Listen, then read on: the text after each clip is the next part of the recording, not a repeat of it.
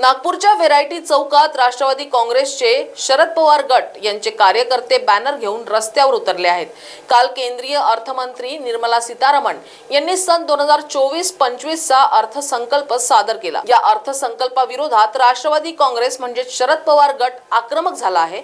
मात्र नागपूरच्या व्हेरायटी चौकात राष्ट्रवादी काँग्रेस शरद पवार गटातर्फे केंद्र सरकारच्या विरोधात निदर्शने करण्यात आली।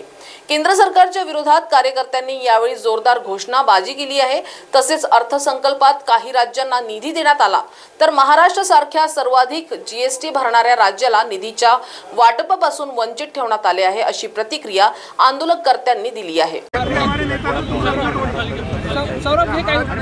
बजेट आलेला आहे, बजेटवर काय नाराजी आहे, महाराष्ट्राला काही मिळाले नाही असा आरोप जो आहे विरोधक म्हणून आपण करतो। काल जो केंद्र शासनाने जो बजेट मांडला याच्यात महाराष्ट्रामध्ये काही एक भोपळा सुद्धा दिलेला नाही। यांनी याच्या उलट त्यांनी तेलंगणाला इथे असेल, आंध्र प्रदेशला असेल, बिहारला असेल, यांनी इथं घेऊन तिथे नेऊन दिलेलं आहे।